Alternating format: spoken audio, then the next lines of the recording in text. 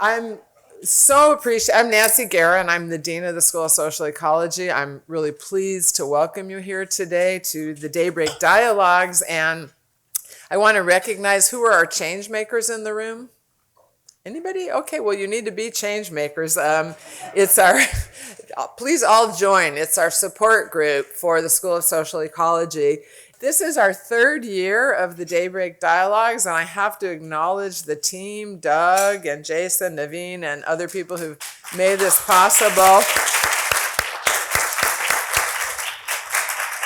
And I always say I was a doubter. I said, who's going to come this early in the morning? Because I guess I'm just not such an early morning person. And they've been great. We've really been able to showcase faculty, and particularly work that people are doing to really find solutions to some of the most challenging problems we face today. And that's our theme in our school, is science driving solutions. We all believe that academic research should have relevance to the real world, have an end use, and therefore what I do. And today our speaker is among the top stars in our school, of people whose work is not only critically important at this time in history, but really sheds light on a lot of important themes that we face. And I'm pleased to introduce, not quite yet, I have to tell you a little bit about Professor Scott Bollens. He's a professor in the Department of Urban Planning and Public Policy, and he's the Warmington Chair, thanks to a generous gift from the Warmingtons, in Peace and International Cooperation. And probably can't, just looking at the news every day, we can't think of anything we need more now than peace and international cooperation. He has done amazing and very intriguing studies. He's interviewed over 360 urban professionals, community advocates, and I have to read the list of countries because I couldn't possibly memorize them, in Jerusalem, Belfast, Johannesburg, Nicosia, Cyprus, Sarajevo, and Bosnia, Barcelona, and Basque, Beirut, and I'm sure other places that aren't on there, about the role of urban policy and city building amidst nationalistic, ethnic conflict and political traditions. And quite interesting, kind of looking at political traditions and conflict, mapping that on to the kind of urban planning, and the whole idea of kind of polarized cities, fractured cities. I like that term of fractured cities. He's written numerous books. His most recent one is Trajectories of Conflict and Peace, Jerusalem and Belfast. So interesting also to compare around the world. And he looks at trajectories of urban conflict and peace in the politically polarized cities of Jerusalem and Belfast since 1994. And what you always see when you look at cities, I've seen this in the work I do on violence, sometimes things get better and sometimes things get worse. And it's important to really understand what drives that. I asked Scott before I introduce him a fun fact or something that he would share with you about him independent of his research. And I didn't know this, which is amazing. He was a professional baseball player for the Detroit Lions. He played at UCLA, so all of you baseball fans, and guess what position he was? Oh, you got it, pitcher, yeah, pitcher. And he was on the minor leagues in the Detroit Lions, and then he decided that he was so brilliant that it would be better to use his mind to advance science and advance our school. So my pleasure to introduce Professor Scott Bollens.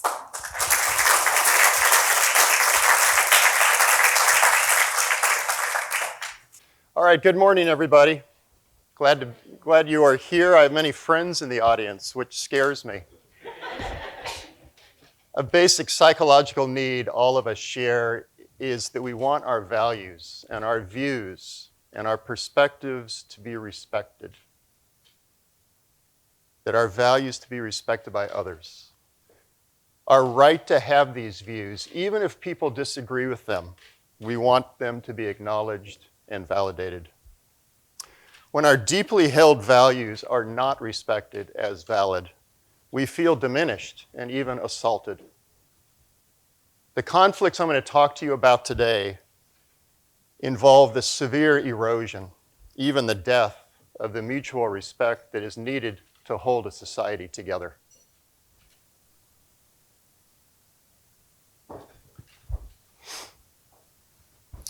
Polarized.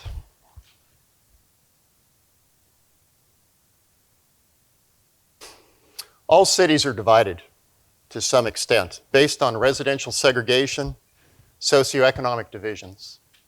The cities spotlighted this morning, what I call polarized cities, are more than divided by income or race. They are polarized by deep political disputes. Many polarized cities are the sites of enduring and consistent interethnic violence, laden with political meaning. The potential for explosiveness in these cities is more catastrophic than the individual-based criminal violence that we see in non-polarized divided cities. In settings where antagonistic sides view each other as threats to their physical, cultural, or social survival, an aggrieved ethnic group in a polarized city can view violence as rational, constituting the only way by which it can seek to change intractable circumstances. Beginning in 1994, I've lived in 9 politically polarized cities that you see on the slide, for a total of about 2.5 years cumulatively. I've visited these places in 19 different field visits. In these places, I've observed policymaking. I've walked hundreds of miles in these cities. I've interviewed more than 360 individuals in these 9 cities of conflict and division. This morning, I will expose to you the human emotions that I've experienced during my soul trekking in these cities. These cities are intriguing and bedeviling. I will present to you numerous and diverse perspectives and sensitivities. My presentation will purposefully be discontinuous and fragmented. Rather than a strictly constructed flow of academic information, this presentation of reflections seeks to provoke and even maybe disorient you. I do this because this type of bewildering immersion is comparable to encountering these cities of conflict firsthand and in real time. Intractability. This slide is from Belfast, Northern Ireland. The process of conflict comes about due to opposing and intractable worldviews. Positions are intractable when each side feels that if they were to give up their narrative and how they make sense of the world, that they'll be giving up part of themselves and sacrificing part of their past and its meaning. In intractable conflicts, I perceive the other is dismissive and exclusionary of me, my perspective, my values, my history. The other disrespects and excludes me from rightful and just consideration. The other views me as inherently inferior or wrong, and thus I feel they constitute a direct threat to my well-being and identity. The other views themselves as absolute and right, and asserts that I need to change my behavior and my understanding to fit their correct view of the world. Polarized cities host values-based disputes that emphasize history, identity, loss, and grief. There exists a lack of recognition and respect for the other's value system or cultural history, their religious tradition, or their ethnic membership. In these disputes, identities as well as interests are at stake. When values are not respected, it's an assault on our identity, and we feel threat. The question posed by polarized cities, this slide comes from Sarajevo, former Yugoslavia, now the country of Bosnia-Herzegovina. The question posed, cities of extreme nationalistic divisions tell us much about who we are and what we aspire to. Their seemingly extreme circumstances only make more visible urban characteristics that thousands of more normal cities share throughout the world. In a world with increasing religious and ethnic conflict and warfare, fragmentation of the common public interest, of Brexit and of Trump, and of rhetoric espousing nativism and walls, such cities confront us with the existential challenge of whether we are hopeful or pessimistic about our ability to get along together across identity group boundaries. Epic cultures. This slide comes from Johannesburg, South Africa. In polarized cities, there exist competing epic cultures of grandeur and impenetrability. These cities are platforms for the contesting of broader struggles tied to religion, historic political claims, ideology, and ethnic identity. Such epic narratives take us back to another place, another time, once upon a time, a golden age, beyond our usual existence. These epic narratives are always trying to revive, to reach back, or to generate or resurrect cultural forms that do not simply happen in daily life. Epic narratives are mythic enterprises that attempt to peel, to flail, to excite individual sensitivity so that it can again be in touch with invisible values and orient life by their compass. Deep political conflicts over epic narratives are not vulnerable to proof or argument. These conflicts are driven by something mysterious and intangible, closely akin to myth, which is immune to reason.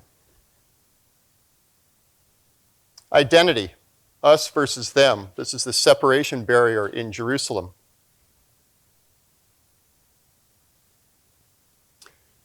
These cities encompass nationalisms in conflict.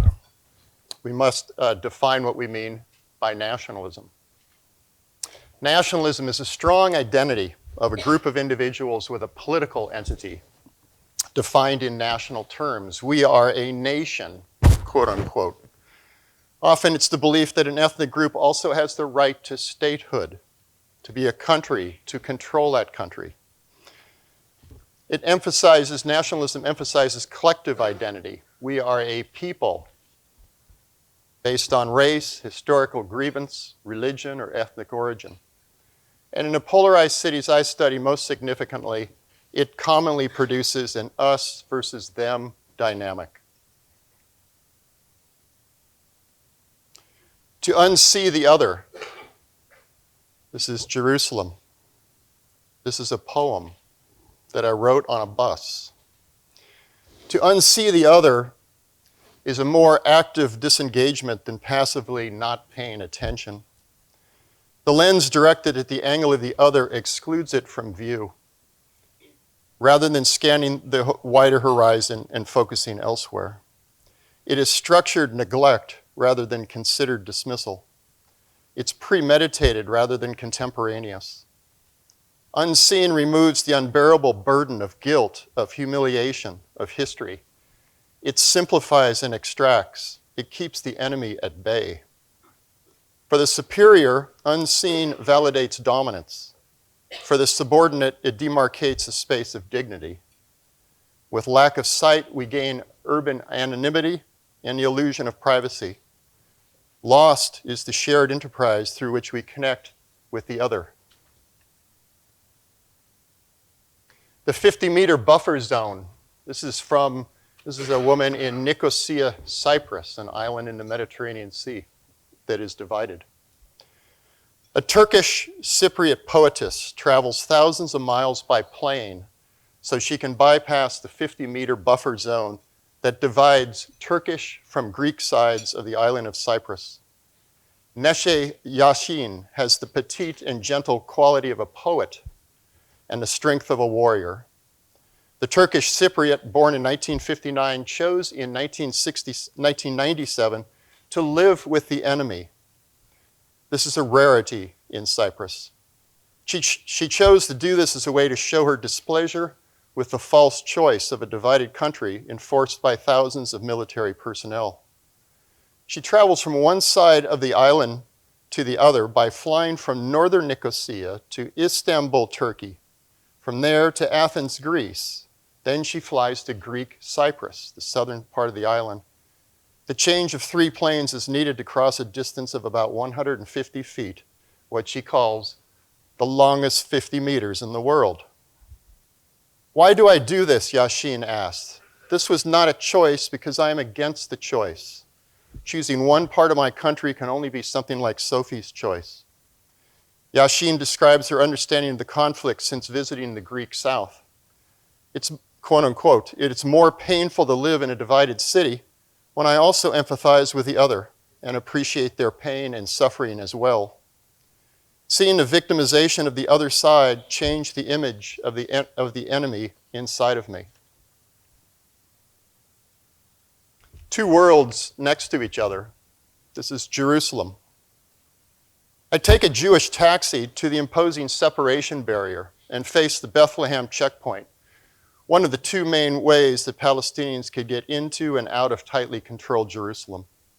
On the other side of this long and monitored corridor, and having my credentials checked by Israeli personnel, an Arab guide is there to accompany me on my tour of the other side of the wall, which includes the West Bank and even parts of the city of Jerusalem. We enter the Rachel's Tomb area that is walled off on all sides by the Israeli separation wall to assure Jewish access, and which is near the Jewish settlement of Gilo. My Arab guide and I complete the southern part of the journey by visiting Aida refugee camp, a place of high tension and frequent clashes between camp residents and Israeli security forces. In the near horizon are massive Jewish neighborhoods and settlements constructed since 1967. We next take a convoluted road system that Palestinians must endure that circumnavigates the numerous Israeli road blockages and checkpoints. As we skirt the separation barrier, the road network is fragmented, substandard, chaotic, third world in quality. I witness Palestinian youth moving toward the wall to provoke ever-present Israeli security forces. My guide warns that when tensions arise like this, violence cannot be far off. We turn back toward Jerusalem. We go through the Kalandia checkpoint, the second main route for Palestinians into the city of Jerusalem. The wait is long as cars inch toward the checkpoint. Evidence of daily conflict is everywhere. Burned out parts of infrastructure near the wall, and plentiful graffiti honoring Palestinian martyrs and leaders. Not long after departing the Kalandia checkpoint, I am back in the modern, functioning Jewish urban tissue of Jerusalem with wide and well-signed roads and busy California-style traffic. Trekking the southern, eastern, and northern parts of the Jerusalem urban area has taken about 6 hours, yet the distance traversed as the crow flies has been modest. I've not been more than 2 miles outside the Jerusalem city boundaries at any time. The political and physical borders, combined with a segregated road system, produce the surreal effect of being in two different psychological and material worlds within close reach of each other. Herbicide, the intentional killing of a city. This is Sarajevo. Unfortunately, an increasingly used term to describe today's warfare, the intentional killing of a city. Why the need to kill a city? Because cities constitute typically a multicultural enterprise of mixing, interaction, and interdependency. These cities become targets for ethnic aggressors who wish to unilaterally purify a society. Separation as normal, Belfast. Young people in the mainly working class interface neighborhoods are significantly shaped by the numerous physical partitions, or so-called peace walls, inflicted by Northern Ireland's political conflict. For many teenagers, the numerous peace walls in this city do not stand out as unusual because they've always been there since they were born.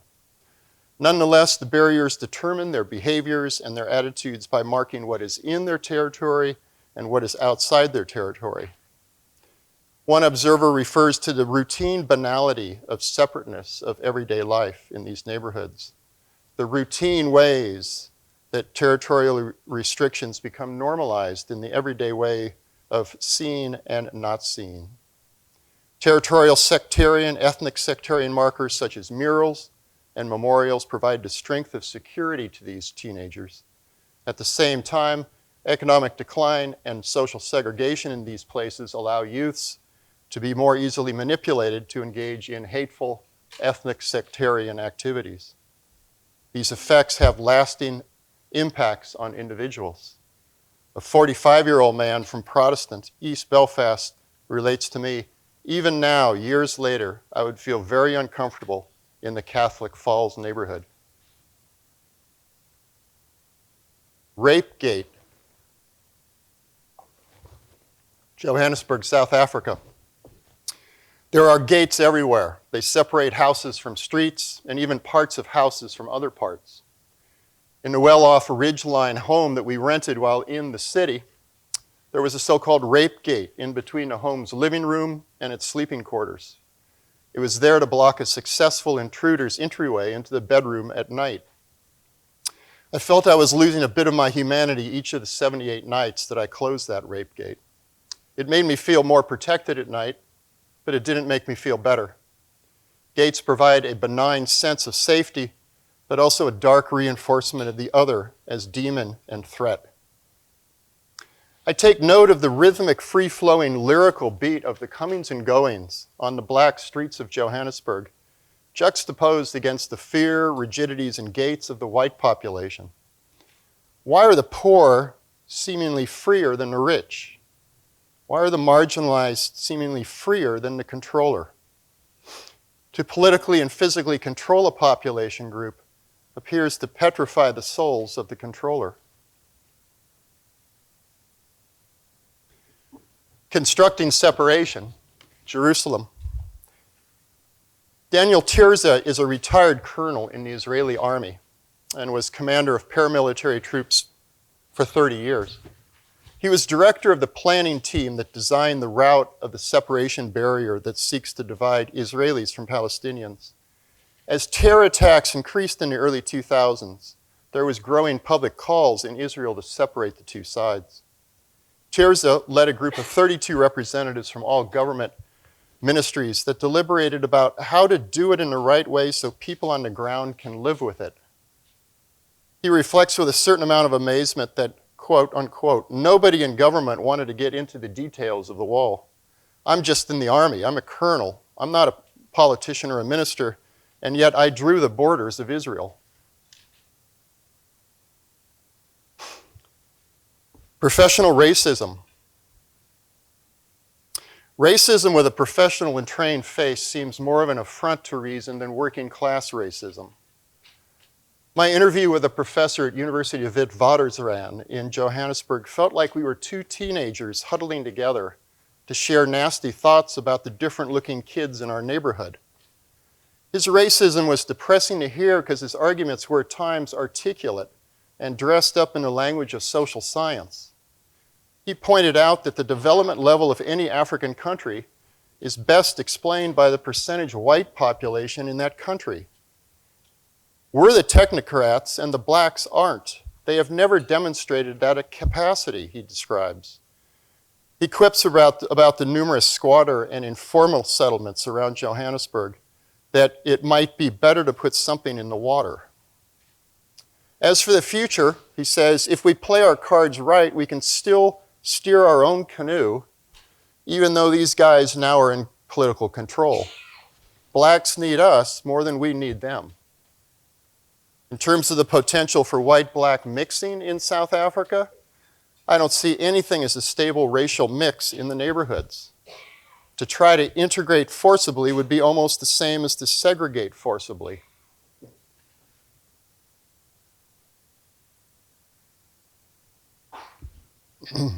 Juxtaposition. It's along this is the Basque country, northern Spain. It is along the relatively peripheral northern coast region of Spain that one can encounter most visibly the juxtaposition between globalization and political violence.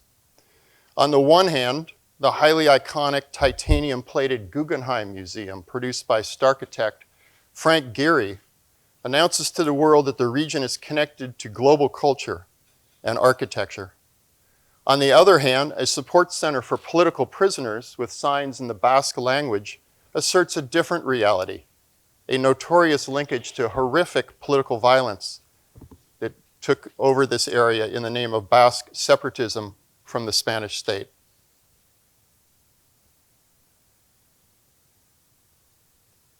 How to stereotype the other.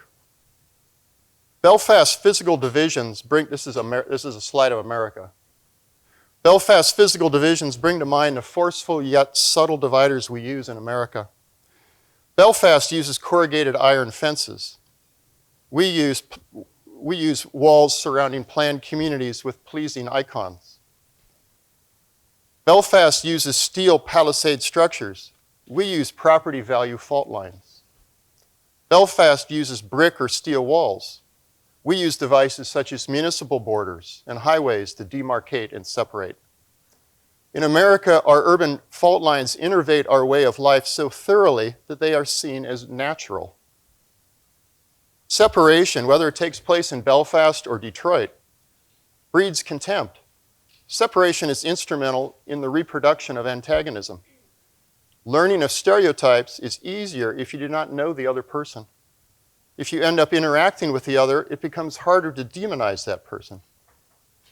While remaining within our own urban mental enclaves appear to cement ignorance, meeting and interacting with the other tends to lead to an acceptance of our common humanity.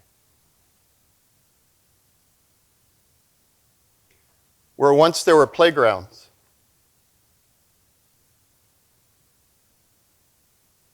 Jovan Divjak is square-jawed, gray-haired, solidly built with a face etched in war. He's a retired general in the Bosnian army and was in command of the forces defending the city of Sarajevo for almost 4 years against Bosnian Serb militias and Serb paramilitaries. He's a believer in a multi-ethnic Bosnia and advocates for a return to the ethnically mixed Sarajevo of pre-1992. Most amazing about the man is this startling fact. Ethnically, he is a Bosnian Serb. We hear so often of those who play the ethnic card and manipulate identity to divide and conquer. Yet Divjak, in contrast, is a living and vital example of someone who embodies the spirit of inter-ethnic tolerance.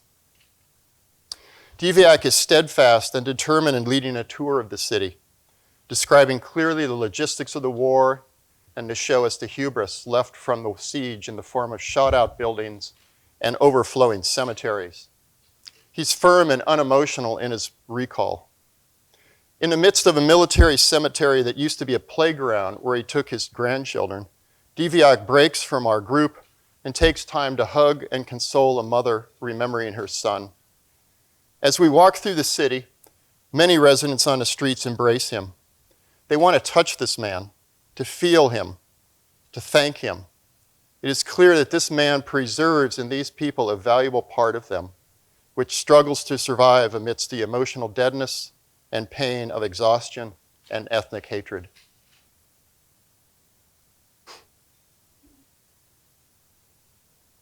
Neighborhood dogs, South Africa.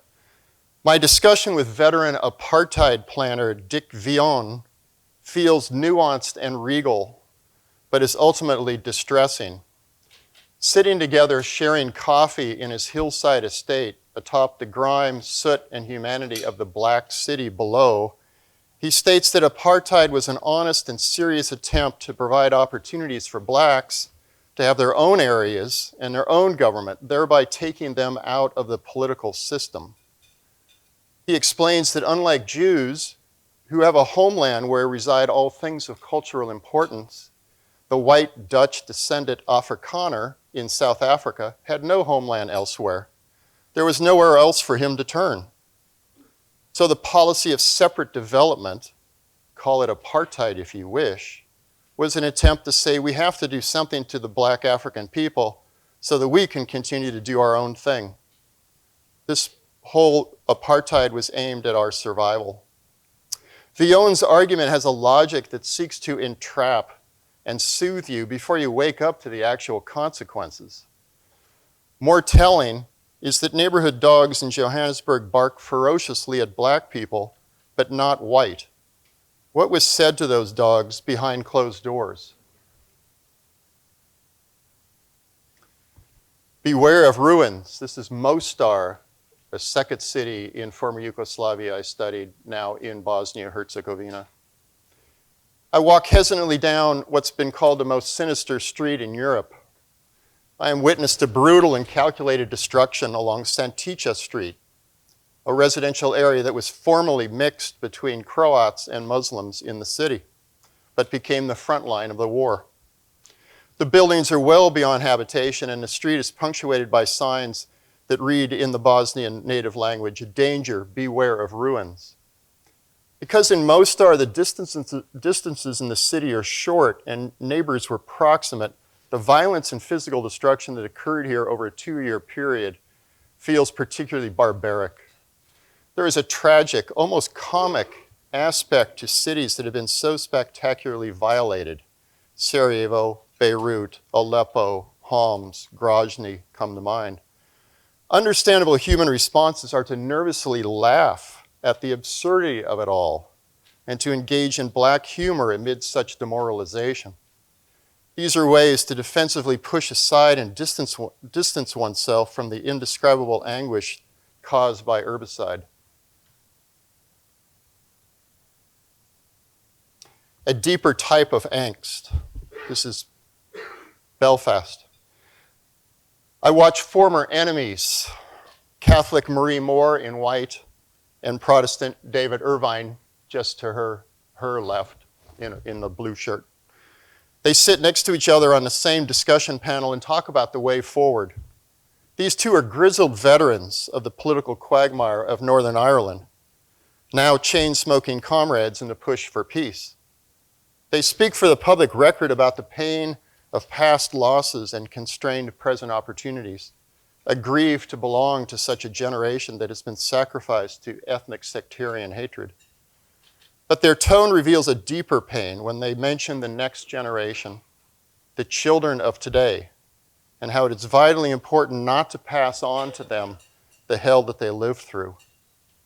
It is one type of angst to consider the cost of conflict paid by oneself.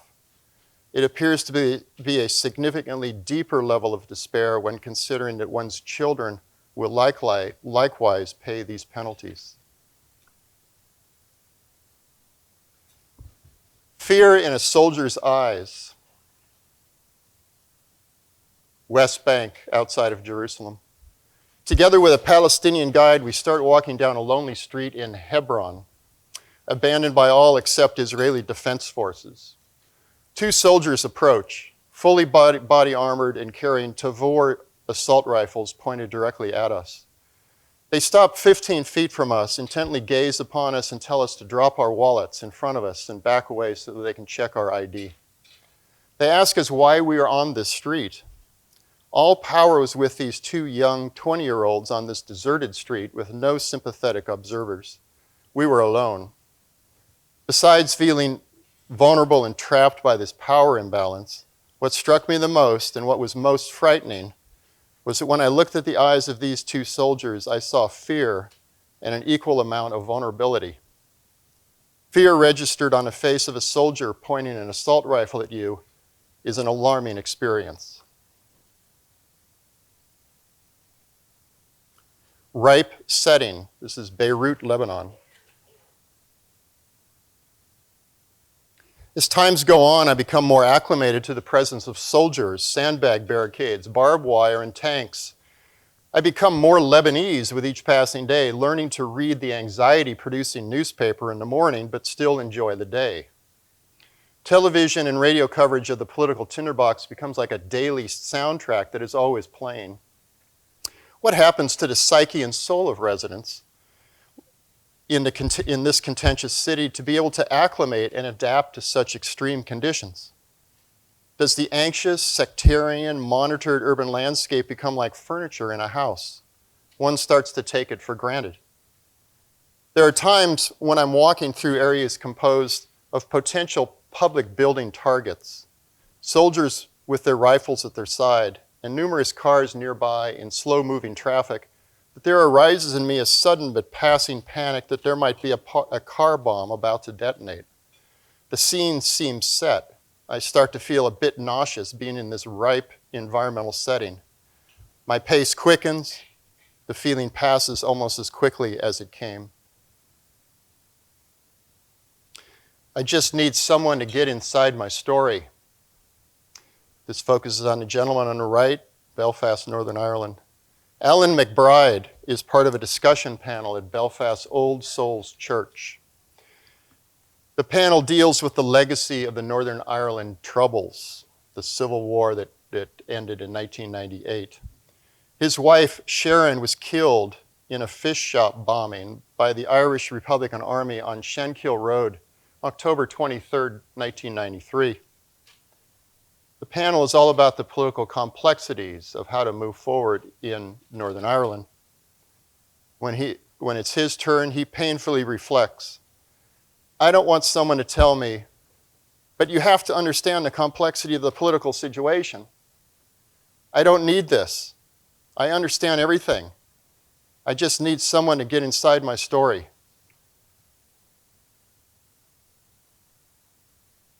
Balaclavas, which are hoods. My day-long expedition of the city of Belfast in 2016 with a former paramilitary man exposes the hardened histories, memorials, and legacies of the Troubles that remain robustly inscribed in the city's landscape. The experience resembles being in an open-air gallery or living museum. In Protestant-majority East Belfast, political murals shout for attention. I'm informed that 6 brigadiers from the loyalist paramilitary groups are still in charge of local territories, and they divide the turf. This almost 20 years after the peace agreement. Murals extolling the major loyalist paramilitary stake claims to blocks, street corners, and neighborhoods. Intimidating murals portray balaclava masked men armed with submachine guns aimed threateningly toward the viewer. We travel down the Shankill Road, which is the Protestant heartland of Belfast. We make our way to the largest and most notorious peace wall in the city, one along Cooper Street, that separates the Shankill from the heartland Catholic community of the Falls. We now are fully within Catholic West Belfast. The murals along Falls Road are more celebratory than blatantly confrontational. Irish language is evident on signs. When we move further to the west into the neighborhood of Ballymurphy, where Republican dissident groups oppose the peace agreement, the murals become more politically assertive. In the Milltown Cemetery, I traverse a special section dedicated to Republican heroes and martyrs from the years of violence. Plaques throughout the special section commemorate several massacres of Catholic IRA members by British agents and forces. In Belfast, the past is still present, constituting a significant and ever-present obstacle along the path to peace. Checkpoint 300, Jerusalem. I walk through the long, tortuous, and monitored checkpoint that separates Jerusalem from the Bethlehem urban area. About 15,000 Palestinian workers pass daily into Israel and occupied East Jerusalem through this corridor, starting to line up as early as 3 a.m. and enduring delays up to 5 hours. Each of the 3 passages through the checkpoint has 4 turnstiles one has to pass through, and the corridors channel you into narrow, covered, box-like passageways. During rush hours, these narrow passages become packed with male Palestinian workers to the point of suffocation and broken ribs. The control rooms staffed by Israeli security personnel are bulletproof, fortress-like constructions with thick walls and opaque windows located behind the turnstiles. One is confronted eventually with a metal detector and an X-ray machine. To travel to Israel and East Jerusalem, every Palestinian with a West Bank ID needs a magnetic ID card and a permit, both issued by Israel. Due to my foreigner status and time of day, I experience a trek through the corridor that is free from being shoved around by a mass of humanity. The only form of resistance I can muster to this monstrosity is to take forbidden photographs while in this long security apparatus. I walk on, feeling both ashamed and pleased about my special treatment, and that I did not need to confront this checkpoint as thousands of Palestinians must do daily. Irreverence, Sarajevo. I stand for many quiet moments at the Vaca Monument on the hills overlooking the city. It's a remembrance of the power of inter-ethnic brotherhood in Yugoslavia during World War II, celebrating brotherhood. My local companion finally speaks. It's unreal. It's like that war never took place. We learned nothing. My long stare at this monument owes to this cruel fact. It was from within that monument that the heavy guns of the Serb militias were first fired toward their World War II brothers in the city below. Those militias and their guns spent the entirety of the war lodged within these walls that celebrate past inter-ethnic unity. For entertainment between gunfire, the militiamen had erected a basketball backboard and hoop on one of the stone walls. Knocked off during their recreation are thousands of small letters of the names of World War II fighters commemorated on the hills above the city. Trekking in terrorist territory. Beirut, south of Beirut. I trek in territory controlled by an extremist military organization. I have handlers who show me the iconography and the terrain imbued with the legacies of fighting their archenemy. Captured tanks of the enemy are now part of a martyrs museum, with the turrets twisted in on themselves to form what they call a coffin of steel, art piece of remembrance. On one panel in the museum is stated, "This is how we prove once again that the blood on this field triumphs over the sword. The very enemy is more fragile than a spider web." A camera crew follows me and photographs my movements and reactions throughout the day. Local media interview me. I know I'm playing the role of the American, and that what I say and do has meaning that transcends the personal. It's a disorienting and exhausting day. The presence of absence. Mostar. As I walk about Mostar, there's a void created by the end of the city that existed before the war. I perceive the signs of war and the more covert atmospheres of disillusionment, despondency, bitterness, and the lack of reconciliation. Smatterings of retail and day-to-day activity are not so much uplifting as they are sad reminders of the partialness of the city today. There is disruption and displacement. I walk out on a sunny, semi-rural road in the southwestern sector of the city, and I'm surrounded by what are probably very large Bosnian Croat houses built since the war and financed from Croatia. These are political facts on the ground being created by Croatia to build up a Bosnian Croat presence and intended majority and political control in the city. It is eerily quiet in the houses and the environment. It's almost bucolic as I lap up against the calm waters of the Neretva River. Are there eyes in these houses looking at me as I traverse their territory? Am I being watched closely as I discreetly use my pocket camera to snap some photos? Why in assertively claimed territory, whether here, a Protestant neighborhood in Belfast, or a Jewish settlement in the West Bank, why in these assertively claimed territories is there this seemingly out-of-place sense of quietude and normalcy?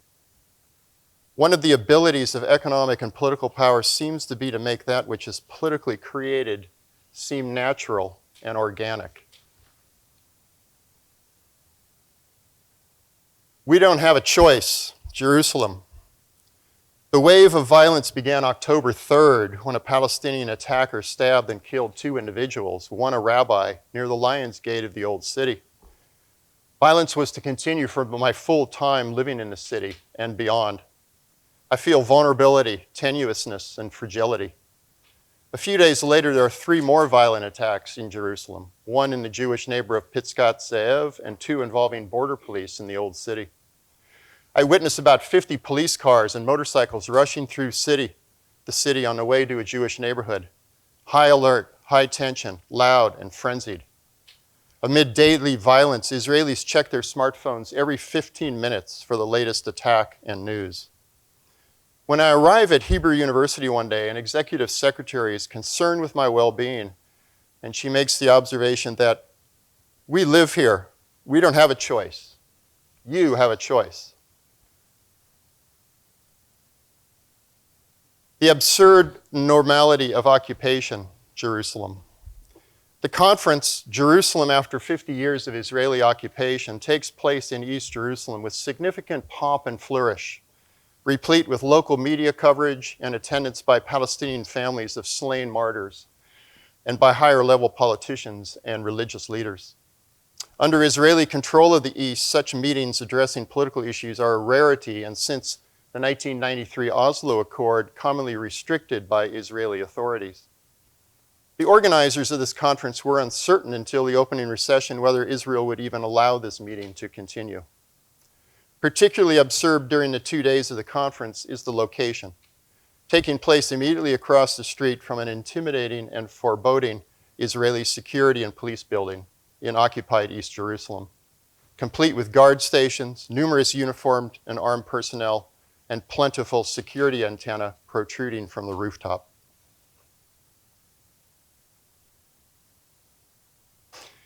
Is this man ready for peace?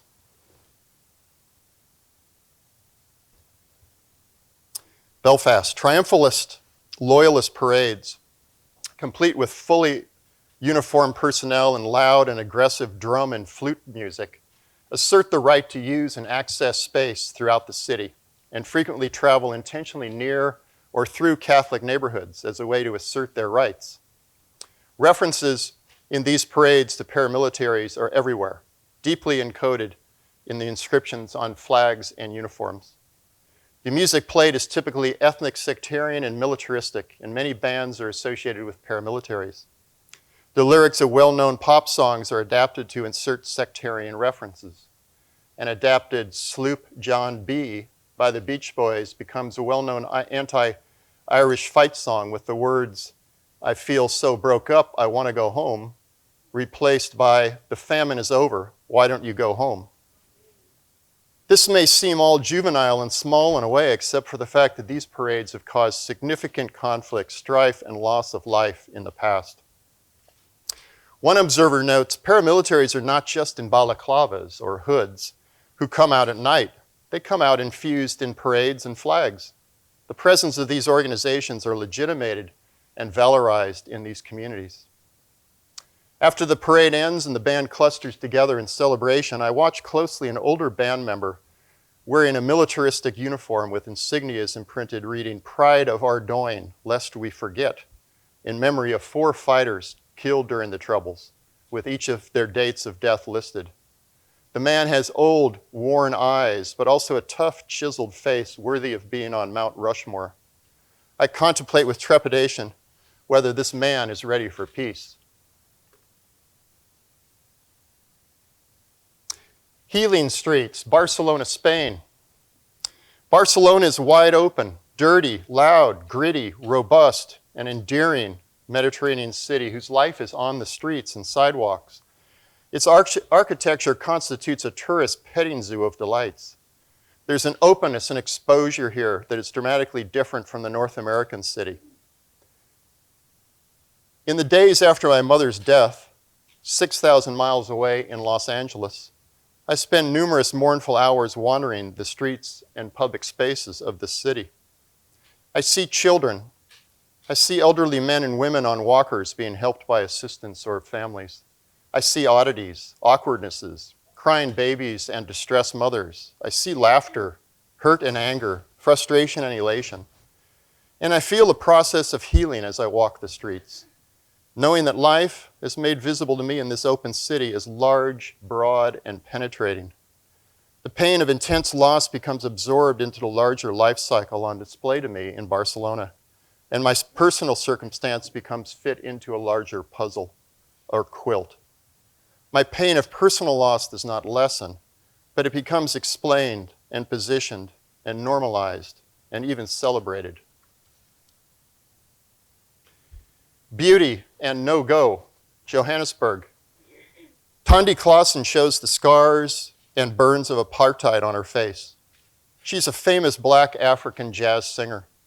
One of Nelson Mandela's favorite performers, she sang at both his wedding and inauguration. Her face is disfigured and beautiful, radiating both pain she can still feel and joy that she exudes more naturally. She has a quality of frenetic joy, as if she feels there's not enough time to make up for apartheid and that she's going to get it all out as best she can. It's truly a blessed, otherworldly experience watching her sing an improvised jazz standard to our 1-year-old son. My heart and soul become serene, making the gates of fear seem even more like a joke in very bad taste. I drive her back one late night to her home in South Johannesburg Township, passing through the boundaries of apartheid spatial divisions. We go into a no-go zone for whites, but continue onward. We drive down a near abandoned road lit with an orange glow of industrial standard lighting, turn into the dark and sleepy township, and enter Tandy's modest house and her home and her world of loving grace and song. A peace not envisioned, Belfast.